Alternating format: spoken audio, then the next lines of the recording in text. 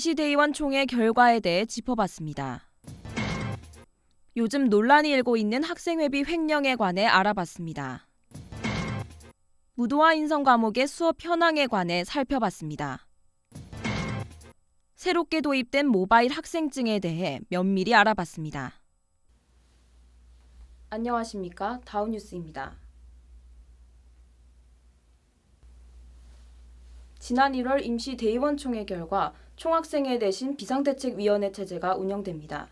이제 갓 입학한 신입생을 포함한 많은 학우들이 현재의 진행 상황을 파악하기 어려울 것 같은데요. 비대위 체제가 확정되기까지의 과정을 김지은 기자가 짚어봤습니다. 지난 1월 부민 캠퍼스 다우홀에서 열린 임시대의원 총회.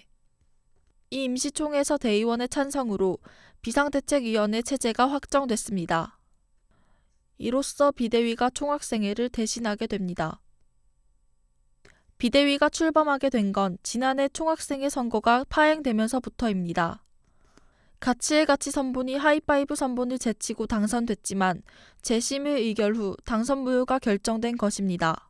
당시 중앙선관위 측은 확인되지 않은 사실이 SNS와 대자보로 유포돼 선거에 영향을 끼쳤다고 판단해 기존 세칙에 위배된다고 본 것입니다. 하지만 학내에선 당선 무효 의결이 중앙선관위 내에서 결정할 문제가 아니라는 비판의 목소리가 있었습니다. 이에 이번 임시총회에서 해당 사안을 논의한 것입니다. 가치의 가치 당선 무효가 합당한가에 관해 논의 한 건으로 상정했으나 총학생회 회칙 제16조 2에 따라 지난 1월 임시대의원 총회 결과 총학생회 대신 비상대책위원회 체제가 운영됩니다. 이제 갓 입학한 신입생을 포함한 많은 학우들이 현재의 진행 상황을 파악하기 어려울 것 같은데요. 비대위 체제가 확정되기까지의 과정을 김지은 기자가 짚어봤습니다. 임시총회를 기점으로 비대위 체제 출범이 공식화되면서 이 체제가 언제까지 이어질 것인가에 대해서도 관심이 집중되고 있습니다. 비대위 같은 경우에도 언제까지 진행된다고 확답을 드릴 수가 없는 상태고요.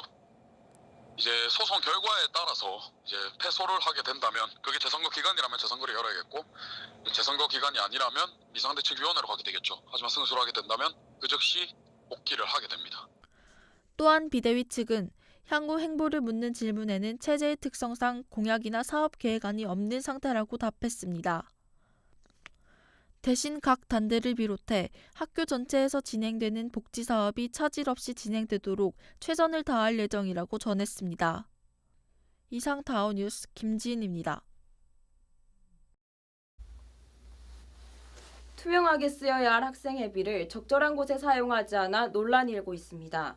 논란이 지속되자 해당 학과 측은 사과문을 올렸지만 여전히 학생들의 반응은 냉담합니다. 재정 운영에 대한 학생회의 청렴의식 부족과 더불어 횡령 시 이를 제재할 대책이 없는 것도 문제로 꼽힙니다. 보도에 천정영 기자입니다. A학과 간 논란이 대상이 된 건 지난해. 당시 해당 학과 한 학생이 SNS에서 학생회비 장부를 공개해달라는 글을 게시하면서 문제가 불거졌습니다. 학생들이 끊임없는 공개를 요구하자 해당 학과는 뒤늦게 장부를 공개했습니다.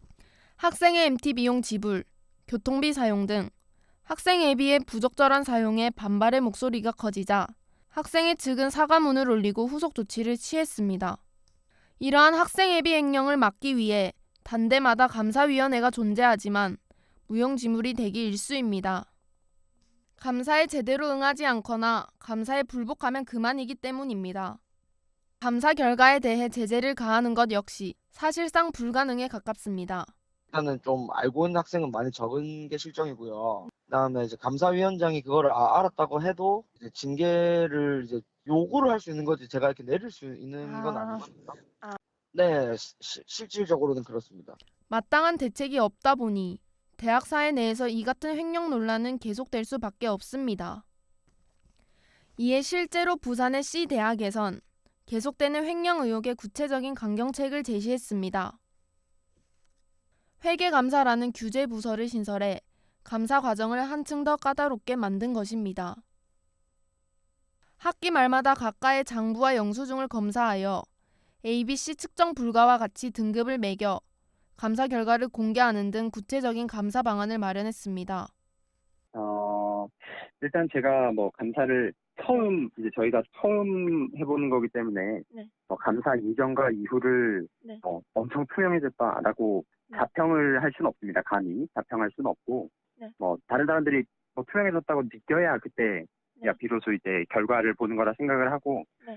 일단 재정 운영이 투명해졌더라고 저는 조금은 느꼈던 건 대부분 학과에서 이제 무리 없이 이런 영수증 자료나 통장 사본 같은 경우 네. 자료들도 첨부해 주셨고 네. 그리고 재정 담당하시는 그 학우들이 있지 않습니까? 학생회별로 학우들이 있는데 네. 그분들한테 이제 나중에 이걸 공개를 할 때 네. 오해 소지가 없게 장부마다 이거는 이런 비용을 사용해서 네. 이렇게 잔액이 남았고 이런 부분들을 설명을 했기 때문에 네.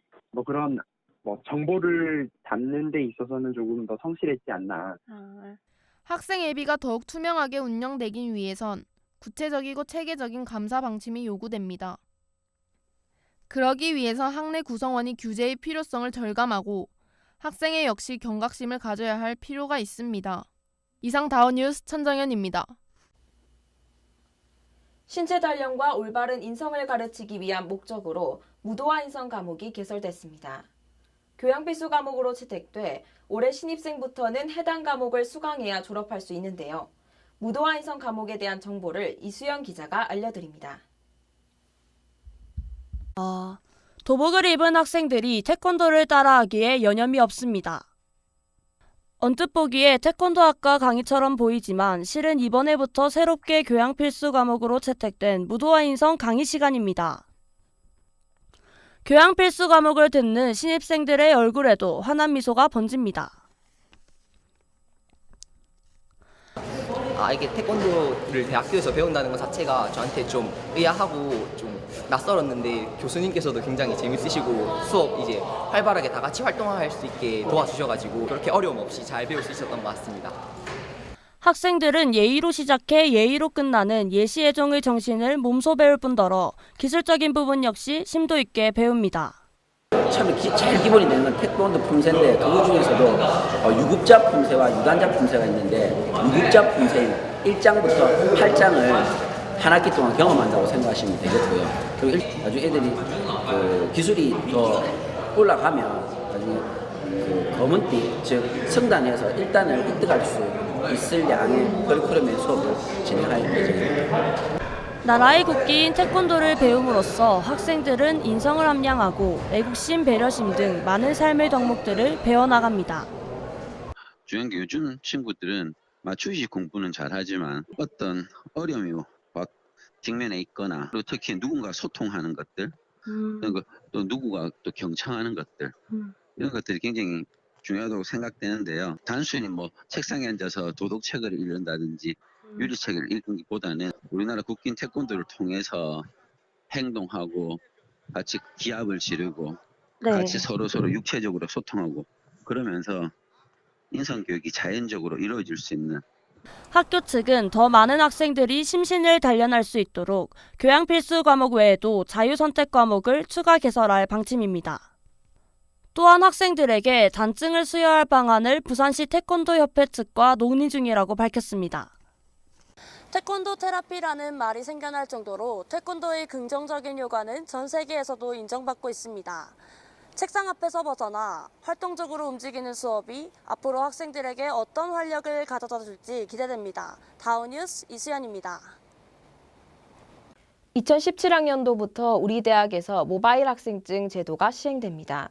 이른바 내 손 안의 모바일로 스마트폰에서 간단한 앱 설치만으로 학생증을 사용할 수 있게 된 것인데요.